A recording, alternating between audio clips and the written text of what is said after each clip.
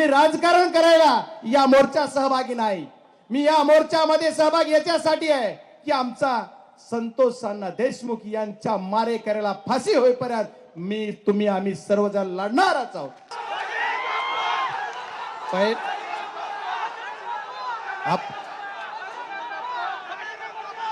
संतोष अण्णा देशमुख आणि सोमनाथ सूर्यवंशी यांच्या चरणी पहिल्यांदा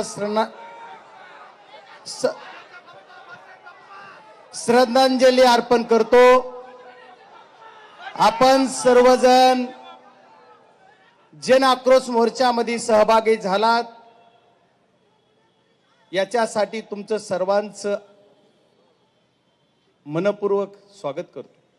आणि आपले सन्मान्य व्यासपीठ, आज हे आपल्याला अत्यंत खेद होणारी घटना महाराष्ट्रामध्ये आमच्या बीड जिल्ह्यातील मसाजोग गावी घडली, परभणीमध्ये घडली। आणि मसाजोगचे सरपंच संतोष अण्णा देशमुख यांची 9 तारखेला किडनॅपिंग करून हत्या करण्यात आली। त्या क्षणापासून आजपर्यंत मी स्वतः पहिल्यांदा बाईट देऊन मीडियाला बोललो। दिल्लीत सेशन चालू असताना तमाम सर्व बीड जिल्हा असतील, सर्व पक्षाचे, सर्व जातीचे, सर्व धर्माचे सर्व लोक आपल्या या आंदोलनात सोबत आहेत।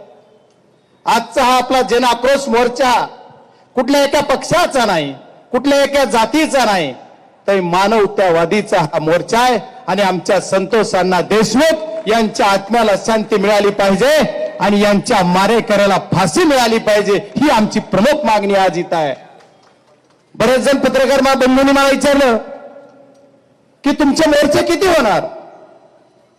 तुमचा मोर्चा परभणीत झाला, तुमचा मोर्चा बीडमध्ये झाला, पण मी सर्व मीडियाच्या सर्व चॅनलच्या प्रतिनिधींनी मला विचारलं, त्यांना मी आश्वासित करू इच्छितो, महाराष्ट्रातल्या सरकारला जोपर्यंत या मारेकऱ्यांना फाशी द्यायची सद्बुद्धी येत नाही तोपर्यंत आमचे मोर्चे चालूच राहणार। बीड जिल्ह्यामधील ही गुंडशाही, दडपशाही एवढी वाढली जीणं मुश्किल केलं। निवडणुकीपुरती दादागिरी राहील नाही, ही दादागिरी आमच्या सर्वसाधारण घराण्यातल्या मुली बाळांनी, आमच्या गोरगरिबातल्या सर्व समाज बांधवांना बाहेर निघणं सुद्धा मुश्किल करून टाकायचं काम या गुंडगिरीनं, दादागिरीनं केलंय। बीड जिल्ह्यामध्ये रेती माफिया, राख माफिया, गुटखा माफिया, मटका माफिया आणि ही खंडणीखोर सर्व टोळी जमवायचं काम कुणी केलं तर या काय ते आता सुरेशांना सांगतात नाव काहीतरी, अरे त्याचं काय बघा। माझी तुम्हाला सर्वांना एक विनंती आहे, वाल्याचा वाल्मिक झाला, पण आता ह्याचा काय झाला तुम्हीच बघा। अलीबाबा 40 चोर ही सुद्धा उपमा कमी पडेल, कारण बीड जिल्ह्यामध्ये जे गुंडगिरी दादागिरी चालवली त्याचाच भाग म्हणून बीड जिल्ह्यामध्ये ही जी घटना घडली संतोष अण्णा देशमुख यांची 9 डिसेंबरला घडलेली घटना जरी असली तर याची सुरुवात कुठं झाली तर आमच्या केज तालुक्यामध्ये 28 मेला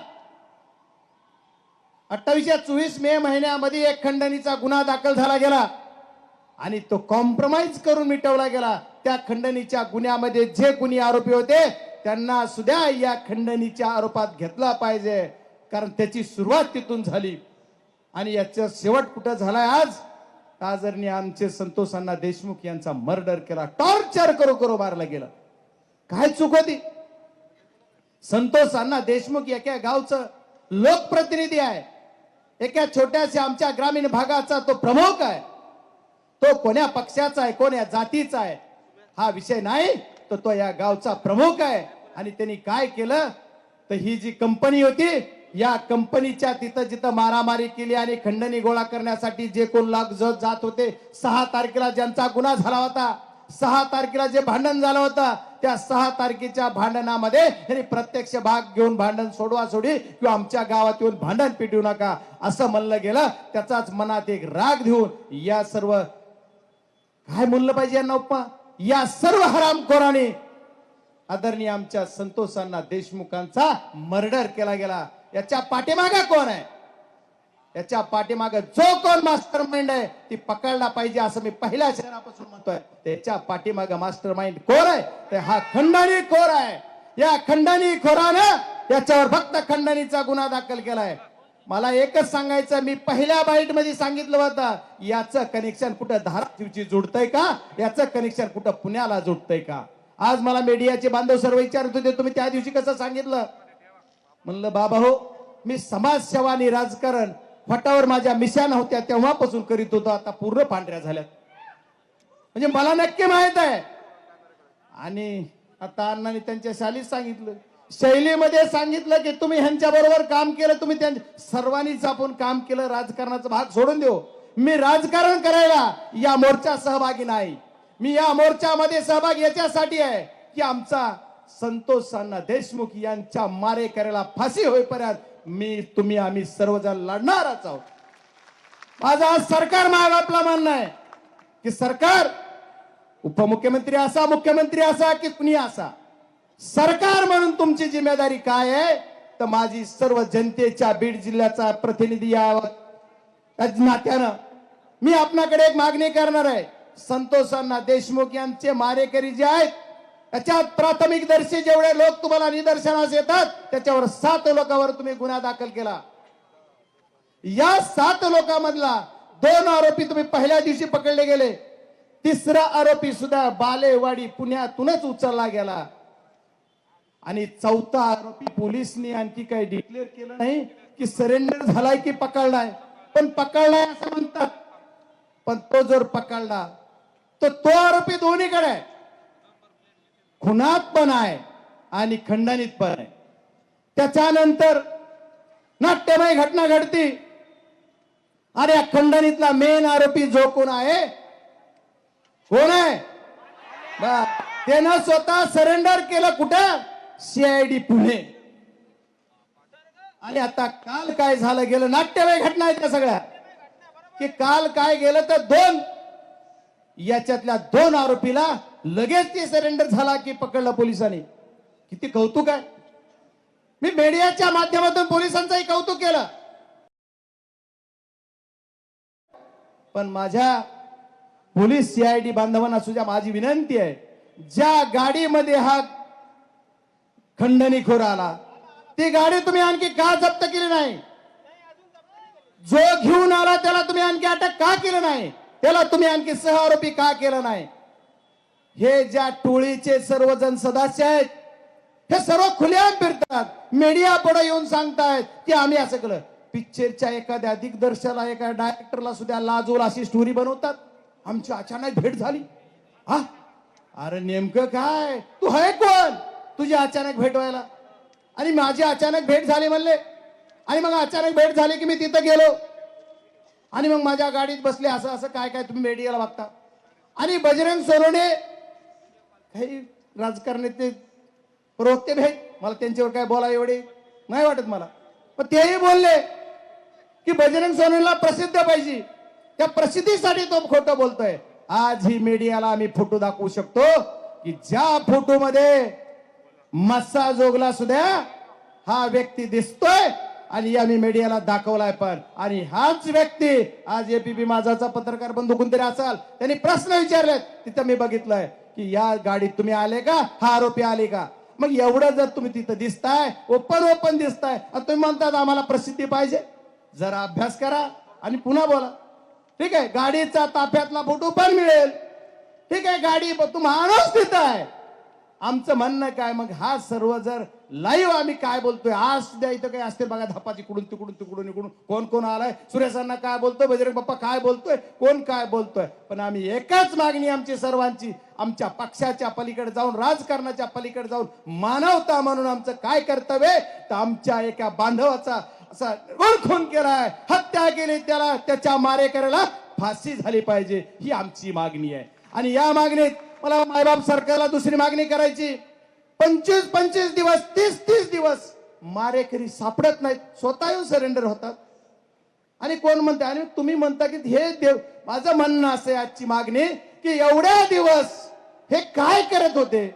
यांचा प्रवास ज्या दिवशी गुन्हा दाखल झाला तेव्हापासून तुम्ही ताब्यात घेईपर्यंत हे कुणा कुणाला भेटले, कुणा कुणाकडे गेले, कुणी कुणी मदत केली, त्यांना सर्वांना सहआरोपी करा. मुख्यमंत्री महोदयांनी सभागृहात सांगितलंय तुम्ही मोकोका लावणार. ठीक आहे, तुम्ही जी फॉर्मॅलिटी झाल्यानंतर मोकोका लावा. सीआयडी कडे तपास द्या म्हणले, कुणी सीआयडी कडे दिली. आणि तुम्ही एसआयटी नेमणार म्हणलात. एसआयटी नेमली, तुमचं कौतुक आहे मुख्यमंत्री महोदय. पण एसआयटी मध्ये जे लोक तुम्ही घेतलेत ते लोक कोण आहेत? पोलीसचे जे अधिकारी आहेत. या पोलीसच्या अधिकाऱ्यांनी ज्या पदावर बसलेत, ज्या खुर्चीवर बसलेत, त्या खुर्चीवर त्यांना बसवताना त्यांना कुणी बसवलंय याचा पण अभ्यास झाला पाहिजे. यांना बसवलंय. आणि याच्या बरोबरचे फोटो आज बऱ्याच नेते मंडळींनी ट्विट केलेत, आज बऱ्याच माध्यमांनी दाखवलेत. मी कोण कोण अधिकाऱ्याचे काय काय संबंध आहेत. बरं फोटो कुठला माहित आहे? विधानसभा निवडणुकीतला निकाल लागला त्या दिवसाचा गळ्यात बिल्ला आहे, आय कार्ड आहे. आणि निकालाच्या दिवशी हा अधिकारी जाऊन जर एखाद्या राजकीय मंडळीच्या तिथं भेटतोय म्हणजे हा तो सालगडी झाला गेला. आणि तुम्ही तो एसआयटी ठेवलाय. आदरणीय अण्णा, तुम्हाला वाईट वाटू देऊ नका, पण तुम्ही चांगलं काम करताय. तुम्ही जरा तुमच्या मुख्यमंत्र्याला सांगून लवकर बदला म्हणले, ते बदलायला मला मागणी केली. आज सरकारी वकिलाची ऑर्डर झाली, सरकारी वकील उभं ना कोर्टात. काय दहशत आहे.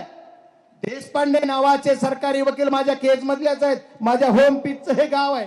संतोष अण्णा देशमुख हे मी ज्या जिल्हा परिषद सर्कलचं नेतृत्व केलं, जिथून मी निवडून आलो 17ला, त्या जिल्हा परिषद गटातलं हे माझं गाव आहे, ही माझं घर आहे, ही माझं कुटुंब आहे. ह्या माझ्या भावाला न्याय मिळण्यासाठी मला पूर्ण झटायचं आहे आणि शेवटपर्यंत झटणार म्हणून सांगितलं. तर या कुटुंबाला न्याय देण्यासाठी तुम्ही आम्ही सर्वजण भेटतो. मग हे जे आहे तो देशपांडे नावाचा सरकारी वकील जो आहे तो काय मला मी नाही उभारणार.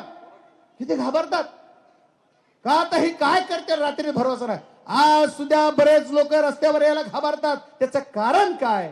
तर त्याचं कारण यांची दादागिरी, यांची गुंडगिरी, यांची दडपशाही. ही जर आज लोकांना वाटतंय अण्णा, आज लोकांना वाटतं की उद्या ही बाहेर आलं तर काय, अशी भीती वाटते. किती अधिकाऱ्याचं मगरुरी आहे.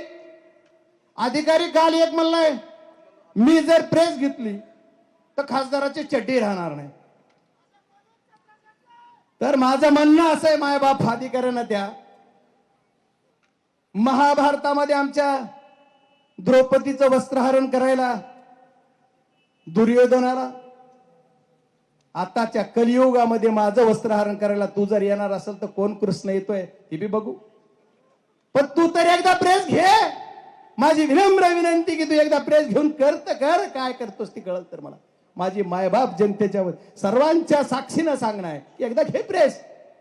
माझं काय 2 नंबर उघडे कर, माझं काय लपडे उघडे कर, माझे कुठं पैसे घ्यायला कानून येत उघडे कर, माझं काय काय उघडे कर. पण तुझं तर कायच राहायचं नाही. तुला काय झालं? अँटी करप्शनला पकडलं. अँटी करप्शन पकडलं की लगेच बीड ट्रॉपिक नळदुर्गचं ट्रॉपिक लगेच 2 महिन्यात जिथं जागा नाही तिथं तुला पोस्टिंग. तुला कशी दिली? तू कुणाबरोबर मेहरबान आहे? तुला कोण? आणि असा कसा बोलू शकतो? ह्याचं उत्तर येणाऱ्या 2 दिवसात कळेल की त्याला म्हणलाय काय काय करेल ते त्याला मिळेल. जाऊ द्या, तो विषय सोडायचा आहे. मला त्या विषयावर जायचं नाही. आपला मूळ उद्देश काय आहे तर संतोष अण्णा देशमुख यांच्या आत्म्याला शांती मिळाली पाहिजे, त्याच्या मारेकऱ्याला पकडले पाहिजे, हे गँगवॉर संपले पाहिजेत. हा सामूहिक गुन्हा समजून मुख्यमंत्री महोदयाला माझी विनंती आपल्या सर्व वाहिन्याच्या माध्यमातून. मुख्यमंत्री महोदय, मला कुणाचं राजकारण करायचं नाही. मला कुठल्या एखाद्या मुख्यमंत्र्याला बोलायचं नाही. सरकार म्हणून तुमची जिम्मेदारी आहे. तर तुम्ही काय केलं पाहिजे तर सरकार म्हणून एकच काम केलं पाहिजे. यांना सामूहिक सर्वजण जेवढे जेवढे आले त्यांना सर्वांना तुम्ही ताब्यात घेतलं पाहिजे. परवा आमचे मंत्री महोदय म्हणले माझा काय संबंध, मी राजीनामा देणार. आता अण्णांनी लिस्ट दाखवली, किती नीतिमत्ता दाखवली. निलंगेकर साहेबापासून विलासराव देशमुख साहेब, आर पाटील साहेब असतील, तुमचे अशोकरावजी चव्हाण साहेब असतील, एवढ्यानी फेकून दिला राजीनामा आणि चौकशीला सामोरे गेले. अहो तुमच्या मंत्री महोदय, तुमच्या एखाद्या पीएचा जर व्हिडिओ उद्या बाहेर आला पैसे घेताना तर वाईट वाटू देऊ नका किंवा आश्चर्य वाटू देऊ नका. उगाच बोलत नाही. मग तुम्ही कसं मानता माझा कसं संबंध? तुम्ही पहिल्या दिवशी डिक्लेअर केलं हा माणूस माझ्याशी संबंधित आहे. किती निर्लज्जपणा. अरे सर्व दुनिया भेटायला येते, सर्व दुनिया. आणि या संतोषांना देशमुख आम्ही कुठे राजकारण करतोय? हे माझं एवढं कवळे मुलं आहेत लहान लहान, यांच्या डोक्यावरचं वडिलाचं छत्र गेलंय, आमच्या माऊलीच्या वडिलाचं छत्र पतीचं छत्र डोक्यावरून गेलंय आणि तुम्ही सांत्वन पर भेट तरी दिली नाही. एवढी तरी तुमची संविधानता पाहिजे. तुम्ही 2-2 मंत्री मिळालात आमच्या जिल्ह्याला आणि तुम्ही काय केलं तर साधं भेटायला सुद्धा येऊ शकत नाहीत. ही आमचं खऱ्या अर्थानं तुम्ही ज्या मंत्रिमंडळात तुम्ही ज्यांनी जे घेतलंय कोणी त्यांची खऱ्या अर्थानं त्यांची जिम्मेदारी ह्यांना काढायची आणि ह्यांची जिम्मेदारी स्वतःहून बाहेर पडायची. यांना तेवढी संवेदनशीलता नाहीये, या प्रकरणाची गांभीर्यता नाहीये. म्हणून मी एवढंच सांगेल की आपल्याला सर्वांना जास्त काही न बोलता तुम्ही एवढा प्रचंड जनाक्रोश मोर्चा काढलाय या संतांच्या भूमीमध्ये, ज्यांनी शिवस्वराज्याची स्थापनाची सुरुवात म्हणायला यांचा इथून झाली, संभाजीराजांचा जन्म इथं झाला, अशा एवढ्या संतांच्या भूमीत पुण्यातून झाली. आमची सुद्धा बीड जिल्ह्याची भूमी जर विचार केला तर सुसंस्कृत भूमी म्हणली जाते, पण त्यांना गुंडांचा अड्डा बनवायचं काम केलं आणि त्या गुंडांचा अड्ड्याचा मारेकरी इथं बसायला आहे. ते जरा तपासा. आणि पोलीस यंत्रणेने ह्या पुण्यामध्ये त्यांचं कुठं कुठं काय काय झालं, सुरुवातीचा व्हिडिओ कुठून आला, शेवटचा व्हिडिओ कुठून आला, हे सुद्धा बघितलं पाहिजे. आणि या खुन्याचा जो कोणी मास्टर माइंड आहे याला 302 मध्ये लवकरात लवकर घेतलं पाहिजे. मुख्यमंत्री महोदय, आता बाकी सर्व लोकांचे सर्व शांत झालं म्हणताल तुम्ही आणि एक एक एक एक आरोपी पकडाल. आता मला वाटतं उद्या एखादा पकडेल बघा, उद्या नक्की एखादा आरोपी पकडेल राहिलेला.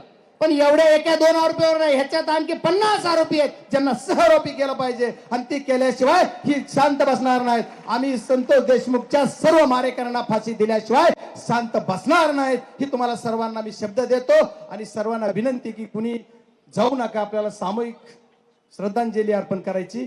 सर्वांनी माझं वाणीला पूर्ण विराम देतो. योग्य पहिल्यांदा राष्ट्रगीत होईल, सर्वजण उठून उभा राहा आणि त्याच्यानंतर श्रद्धांजली. आपण सर्वजण अमर रहे, अमर रहे संतोष देशमुख, अमर रहे, अमर रहे, अमर रहे संतोष देशमुख, अमर रहे. थँक्यू. श्रद्धा